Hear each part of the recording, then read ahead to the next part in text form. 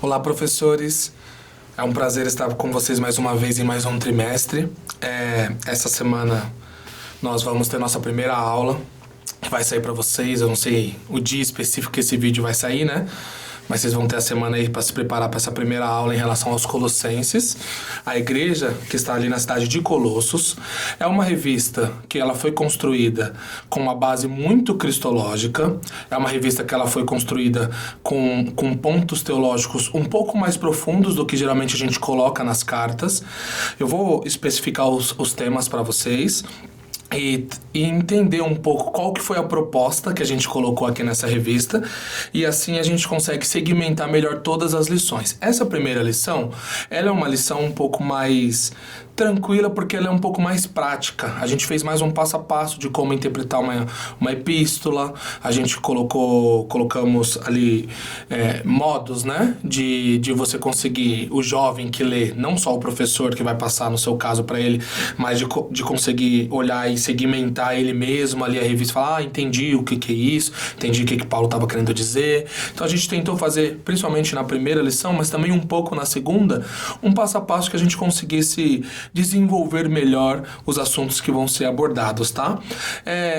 Convidar vocês, professores, a entrar dentro de Colossenses. Ela é uma carta pequena, ela é uma carta riquíssima demais. Ela é uma carta que foi escrita com pontos que Paulo já havia tratado anteriormente, mas que dessa vez ele trata com muito mais profundidade. Então, por isso que nas primeiras lições colocamos um pouco mais de profundidade em temas mais teológicos, para que a gente consiga fazer uma base ali, para depois começar com várias aplicações para a nossa juventude. A primeira lição, então, seria como ler e por que estudar Colossenses, que é esse passo a passo, como a gente está colocando. Segunda lição, contextualizando a carta. Então ainda a gente está na parte de contexto na segunda lição, mas mais já propriamente dito dentro da carta e do tempo ali onde ela se coloca. Terceira lição, o Evangelho da Esperança. E aqui, como o tema vai colocar, né, um tratado cristológico, o tema da revista, o subtema da revista, nós precisamos entender que é uma carta totalmente voltada a Cristo. É claro que nós vamos ter ali a nossa parte do processo, na lição 7, mas quando nós chegarmos nessas lições, nós veremos que ela nos apresenta uma forma que nós precisamos fazer nossa parte, mas ao mesmo tempo essa parte é voltada a Cristo. Então ela é uma lição totalmente cristológica.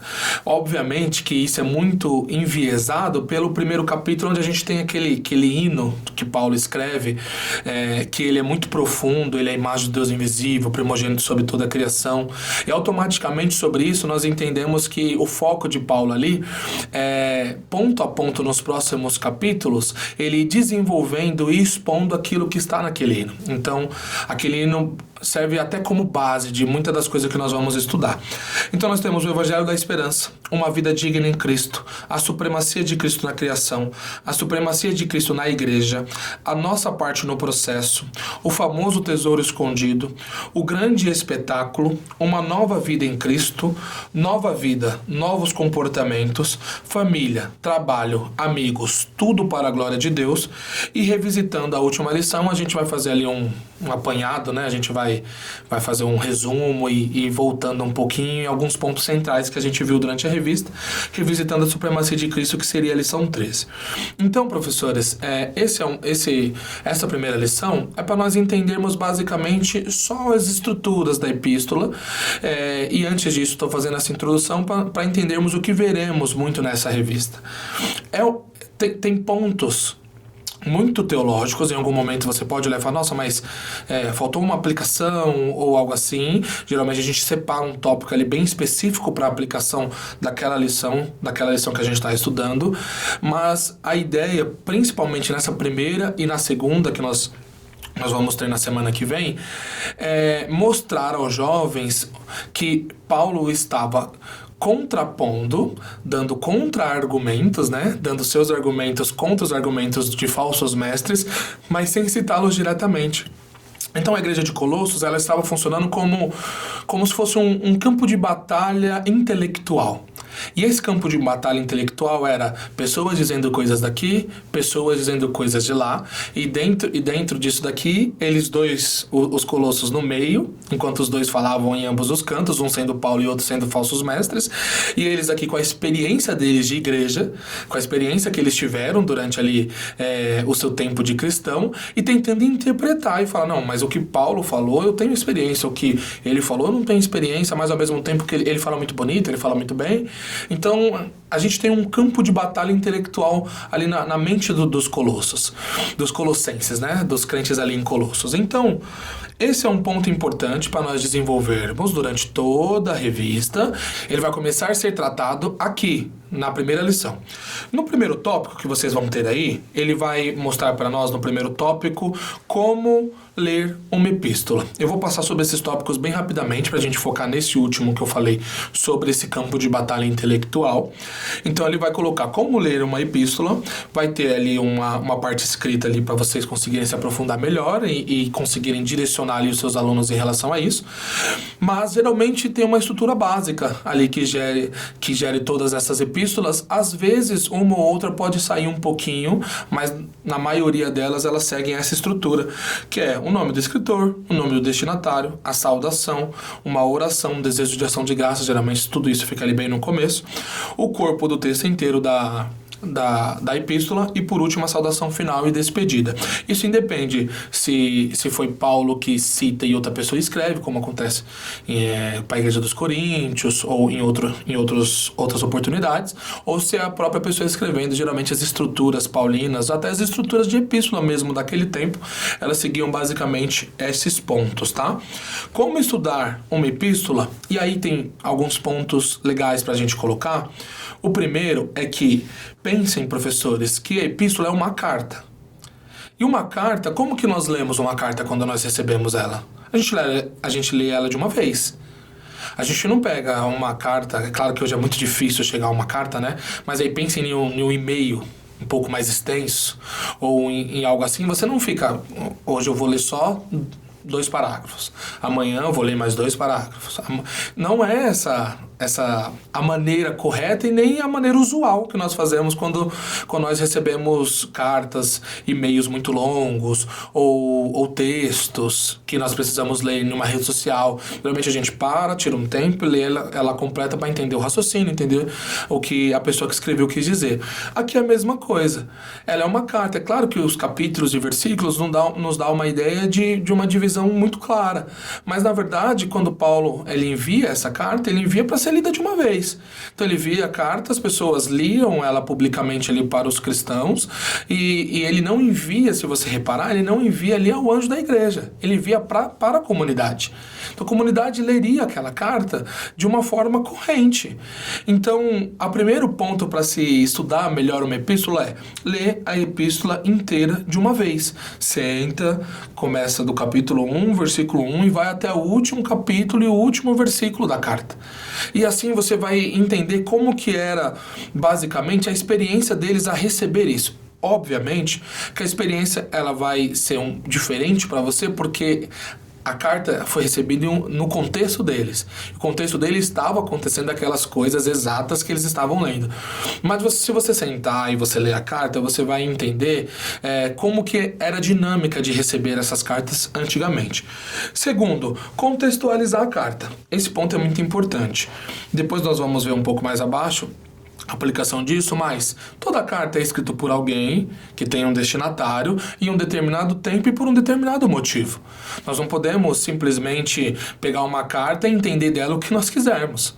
A carta nem sempre ela está aberta a interpretações diversas conforme nós queremos.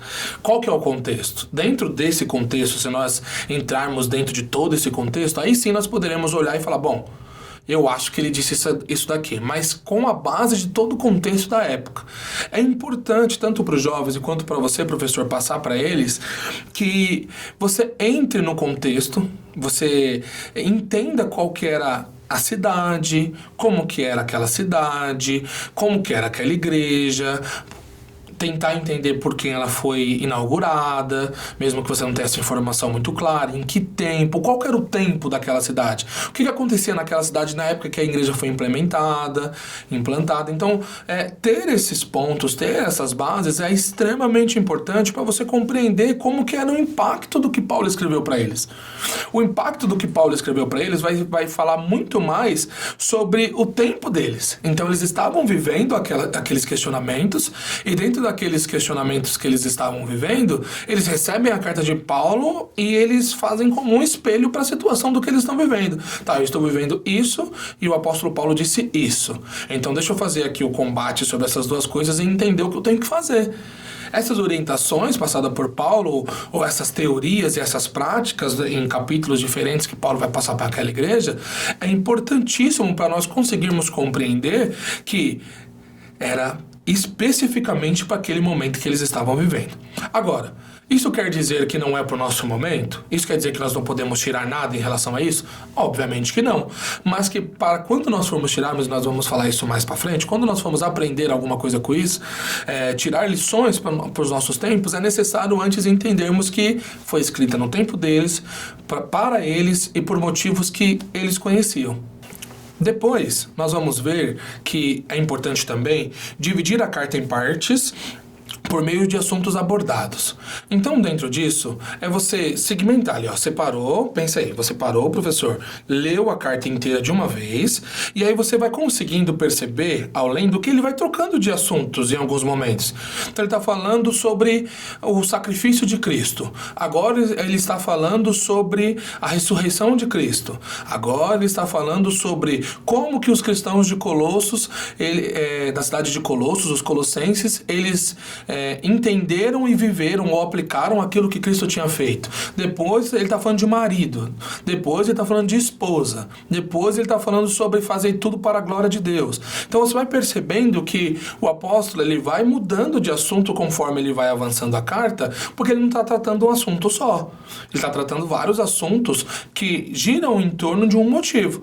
Então o que você vai fazendo? Você vai segmentando a carta.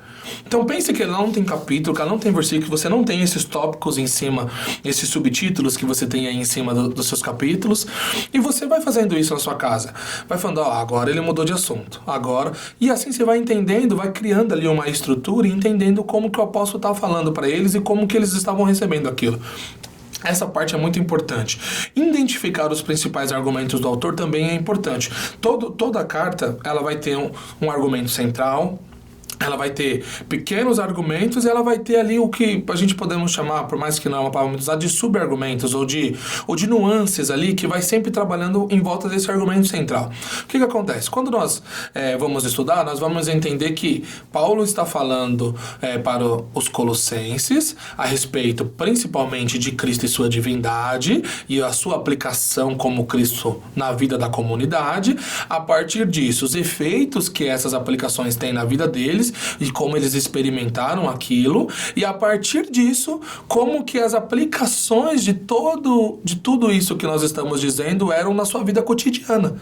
Então você vai percebendo que é uma escala de argumentação de Paulo até chegar no como que ele trata a esposa, como que a esposa trata o marido, como que eles tratam os filhos, como que eles são no trabalho.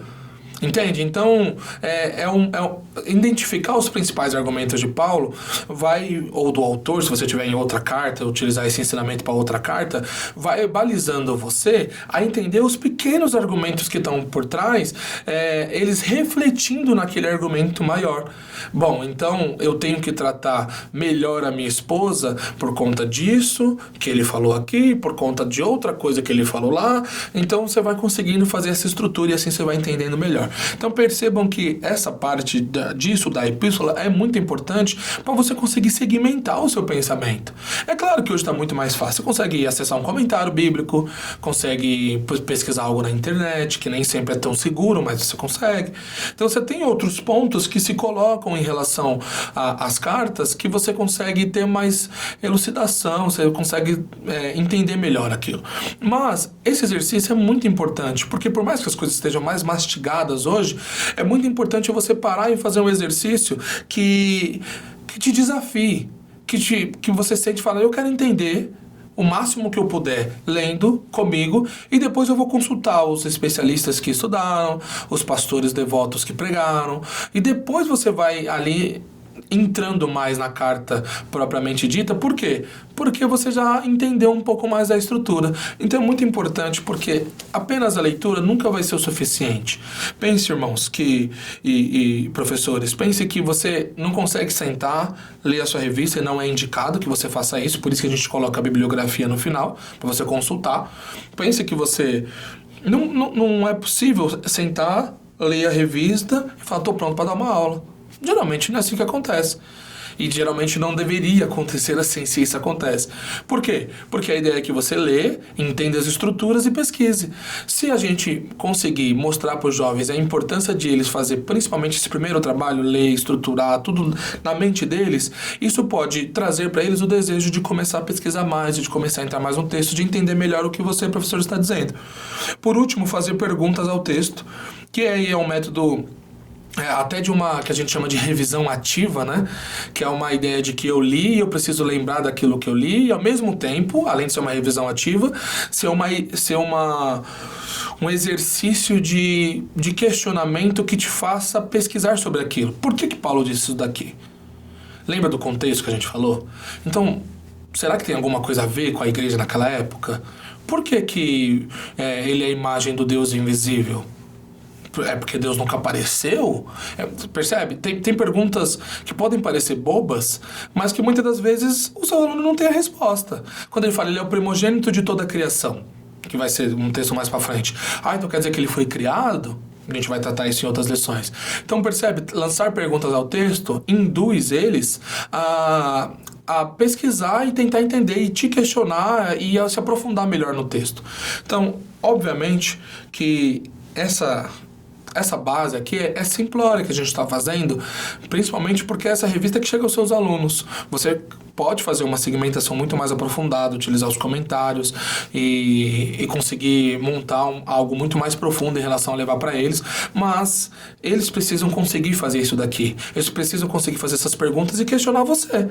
E a partir disso, com o conhecimento que você adquiriu na preparação da aula, você conseguir elucidar o que eles têm a dizer para você, tá? Depois, no terceiro tópico, nós vamos ter por que Colossenses foi escrito. E aí vem para aquela primeira parte que nós tínhamos falado um pouco atrás sobre essa batalha intelectual. A gente coloca até aqui o coração como campo de batalha. Porque a ideia é que os colossenses, eles estavam vivendo o cristianismo e eles estavam recebendo os ensinos de falsos mestres, de um lado, e isso estava começando a influenciar a maneira deles de pensar muitas das coisas. E olha, perceba como isso é perigoso. Diferente de outras cartas, os falsos mestres, eles não estavam propriamente dito, como a gente pode dizer assim, uma pessoa, representado por uma pessoa que pregava diretamente contra o que Paulo pregava, ou pregava diretamente contra o que o pastor daquela igreja, o obreiro que estava responsável por aquela igreja, pregava diretamente contra os ensinos. Não era. Ele usava meio que nuances. Paulo vai usar vãs filosofias. Então ele não chegava num confronto, tanto que quando tinha esse confronto em outras cartas, Paulo ataca diretamente. Tais e tais pessoas te falaram tal coisa, falsos mestres dentro de vocês falaram tal coisa. Aqui Paulo não faz isso, porque não é esse tipo de ataque que a igreja está recebendo. A igreja está recebendo um ataque muito mais gostoso de se ouvir. Então pense que o evangelho ele não é fácil, irmão.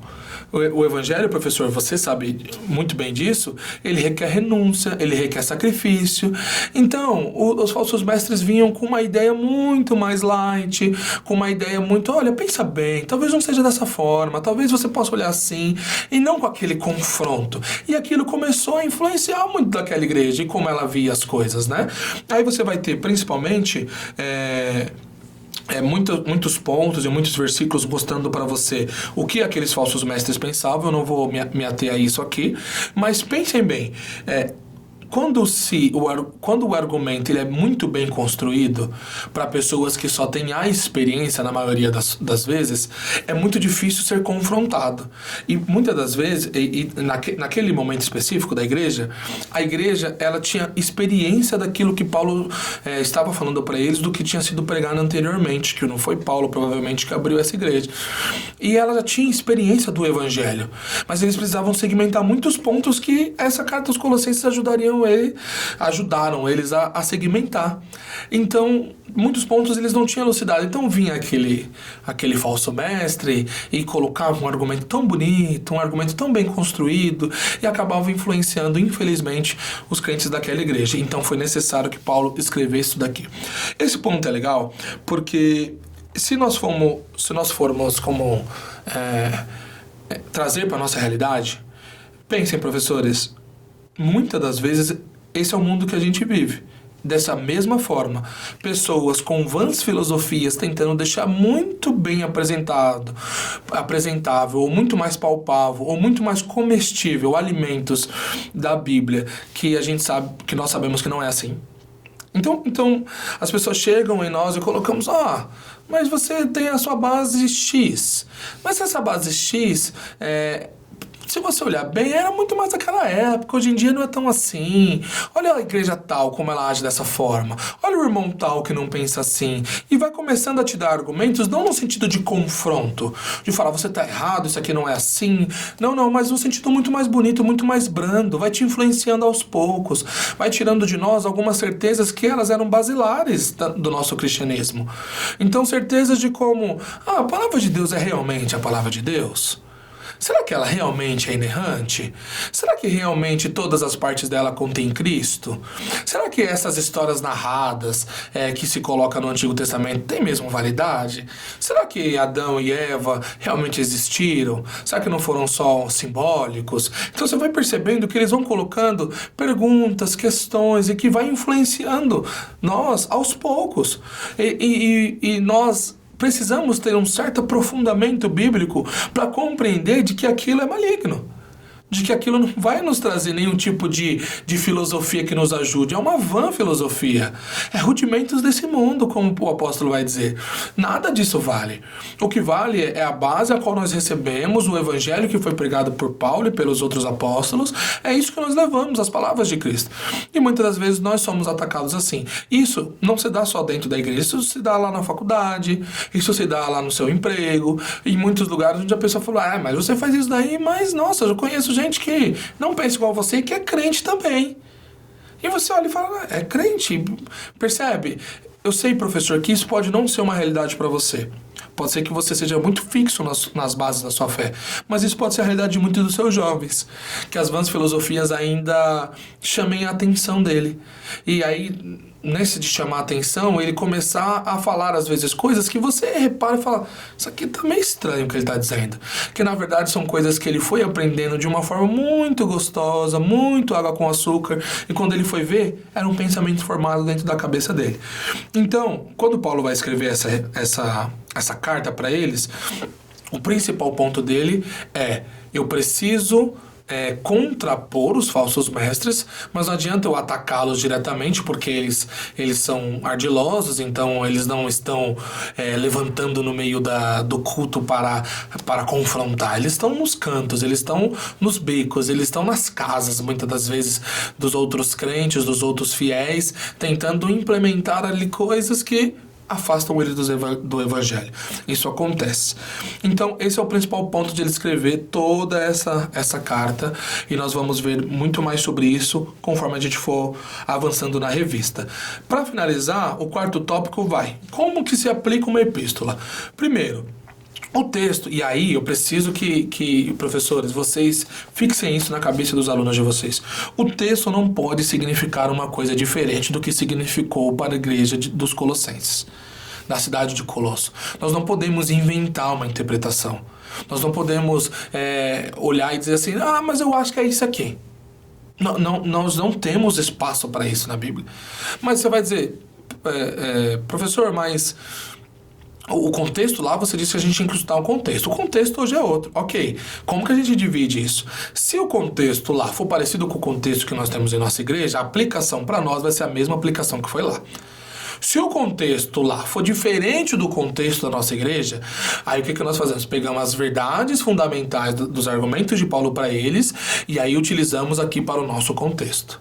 Nós não podemos de jeito nenhum falar, não, o contexto lá é outro, então eu vou entender de acordo conforme eu quero isso daqui. Não. Ele foi escrito dentro de um contexto para uma determinada necessidade que, por sinal, é uma necessidade muito atual. Se a igreja a qual você está, professor, ela não tem essa necessidade de pessoas, vamos dizer assim, fazendo o evangelho ficar mais light, ou colocando coisas ali, lá era circuncisão, outros tipos de ritos judaicos, né? Mas às vezes aqui é outro tipo de coisas no sentido mundano, trazendo coisas para dentro da igreja que não é interessante no sentido de palavra de Deus, não é certo no sentido de palavra de Deus. Às vezes esse é o seu contexto, então a aplicação de lá vai ser a mesma aplicação daqui. Colocar Cristo como supremo, mostrar para os jovens ou para a sua igreja que, independente de todas as coisas que eles queiram implementar no Evangelho, o Evangelho é sobre Jesus. Sobre morte, sobre ressurreição, sobre sacrifício. Então a aplicação vai ser a mesma. Agora, se o contexto da sua igreja não for o mesmo que estava lá, for um contexto diferente, você vai pegar bases do ensino que ele colocou lá para aplicar na sua igreja. Exemplo, Cristo é supremo sobre todas as coisas no céu e na terra, tanto espirituais quanto não espirituais. Esse tipo de aplicação você consegue colocar sobre qualquer problema. Se o problema da sua igreja ele é um problema que não é sobre falsos ensinos, mas é sobre falta de comunhão no meio da igreja, porque a responsabilidade era de um irmão para fazer tal coisa e ele não fez, e aí esse irmão não fala com esse, e enfim, um monte de... Você vai apresentar Cristo como supremo sobre todas as coisas e mostrar o tamanho do sacrifício, o tamanho do poder dele, o tamanho da soberania dele na vida de todos e principalmente da congregação, e mostrar a partir disso que aquela rixa entre um irmão ou outro, ou entre um irmão e o pastor, não resume a igreja como um todo, porque eles precisam entender que o foco deles ali é adorar esse Cristo supremo e não agradar o irmão ao lado. Então assim, eu tirei um exemplo aqui só para mostrar para vocês que o contexto da sua igreja pode ser diferente. Mas o fato de o contexto da sua igreja ser diferente não quer dizer que você precisa inventar algo a partir de Colossenses para aplicar à sua igreja. Você vai pegar exatamente o que o apóstolo disse para aquela igreja, tirar as bases principais, se o seu contexto for diferente, e aplicar conforme o que ele disse lá, mas nos dias de hoje. Então, a nossa missão com uma epístola ou para qualquer coisa da Bíblia, irmãos, não é inventar interpretações nossas, é mostrar a partir do que está escrito, do contexto daquela época, como aquilo pode ser replicado para nós hoje. Porque o Deus a qual a gente vai apresentar, o Cristo a qual nós vamos apresentar, o Espírito a qual nós vamos apresentar, ele não mudou. E se ele não mudou, a partir disso, o tempo mudou, mas as atuações deles continuam as mesmas, às vezes de formas diferentes. Então cabe a nós interpretar que forma está sendo a atuação hoje, para mostrarmos a essa igreja que o Cristo é o mesmo lá de que Paulo colocou a igreja dos Colossenses, ok? Então nós temos outros tipos de aplicações que você vai ter na revista, e você vai conseguir perceber, professor, que é muito rico essa carta. Ela é riquíssima. É necessário que você mostre para os seus jovens nessa primeira aula o quanto eles vão se aprofundar em questões, às vezes, que eles nem imaginavam que existiam em relação a Cristo e em relação a interação entre Cristo e a sua igreja. Então, é muito importante que você passe esse ponto para eles nessa primeira aula, para que assim vocês consigam segmentar. Então, professores, nessa primeira aula, o que nós fizemos? Segmentamos como se interpreta e, principalmente, como se monta um esquema legal e como se aprofunda dentro de uma epístola, mesmo sem os comentários, por mais que depois vocês possam dar acesso aos seus alunos e vocês vão ter aí pela bibliografia. Mas eles em si, sem nenhuma ajuda externa, conseguem sim ter uma boa noção ali do que a epístola vai querer dizer, o que o apóstolo estava dizendo, seguindo essas regras. A partir da próxima lição nós já vamos entrar mais na lição propriamente dita, dentro da epístola, propriamente dita. Então, essa lição inicial foi mais para compreendermos o que nós vamos tratar durante toda a revista e principalmente mostrarmos para eles esse campo de batalha intelectual que estava, e a partir disso como é importante nós trazermos isso para os nossos dias hoje. Então, agradeço você por estar assistindo esse vídeo, desejo para você uma ótima aula e que você consiga passar esses pontos e muito mais de acordo aí com a revista e com a bibliografia que você vai ter para os seus alunos.